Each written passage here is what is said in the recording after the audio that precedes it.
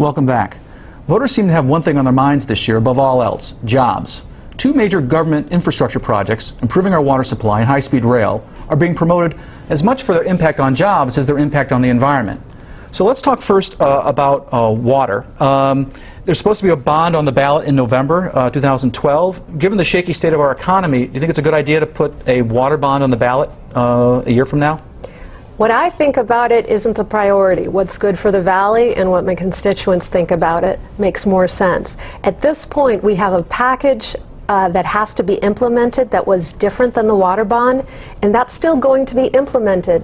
So I feel like the priority right now is to make sure that the Valley doesn't get hurt in the way that they're implemented, and the decision about the water bond does not need to be made at this time. You know, one of the issues that they're also talking about in Sacramento is the Delta, the San Joaquin Delta, and doing something about that. And you're a farmer, you rely on water.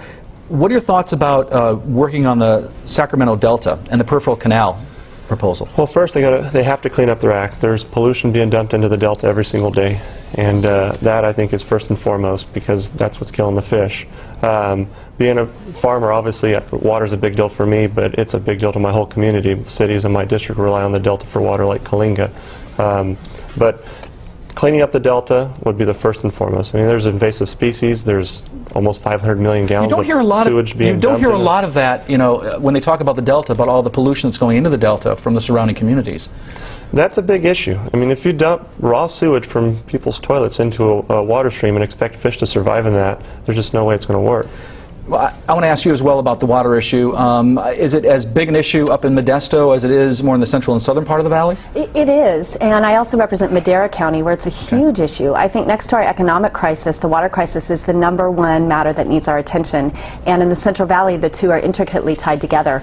So, you know, the water bond isn't perfect, no compromise ever is, but what it does do is it provides $3 million in continuously appropriated funds for water storage and conveyance. And we haven't been able to achieve that kind of potential increase for water supply in decades, and I don't think it's been like 3 decades since they've built the last dam. Exactly, and so I don't think we can sit idly by as agricultural fields lay barren. And it's about jobs for the Central Valley, and it's about continuing to be the agricultural capital of the world so that we can feed the world. Well, let's talk about another issue, and that's high-speed rail. Some of our local congressmen are supportive, some aren't. Congressman Devin Nunes has called it a high-speed train wreck. Of course, Congressman Jim Costa has been a long-term supporter of high-speed rail, thinks it's necessary for our increased population and transportation needs. So is high-speed rail a good idea for the Valley? Does it pencil out?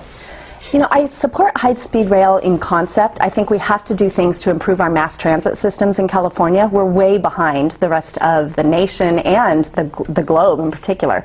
But I don't think the current high-speed rail proposal can move forward at this time because of the enormous cost. We are talking billions upon billions upon billions of dollars with absolutely no plan to pay for it. So I think this is the bad time to move forward. What do you think about high-speed rail? A lot of farmers have been questioning about whether or not where it's going and environmental impact. Farmers are concerned with it crossing their property, just like homeowners are concerned with paying for it through taxes. But one of the big issues that I see with it is the federal government stepped up right before the election, for whatever reason, to put it into a high-speed process, and they're asking for disaster. It hasn't been properly managed, and they've told them you've got a timeline now, and you've got to do it in a hurry. You've got to break ground next year. And you've got a project of that size to affect that many people for so long, and now they're telling us to put it in high gear and just take off with it. You're asking for a disaster. Linda, what about the economic stimulus that its proponents say will deliver to the Valley? Lots of jobs, of good-paying jobs. What are your thoughts on that? I think it's possible, particularly if there's a maintenance station in Fresno, but so far I have not seen enough of the as you say, penciling out that makes sense for us in this economy. Well, let me kind of put the two issues together. We've only got a minute left. I'm going to go through it quickly, and that is the issue of bonds. Whether we do water storage or high-speed rail, it's going to be a bond issue.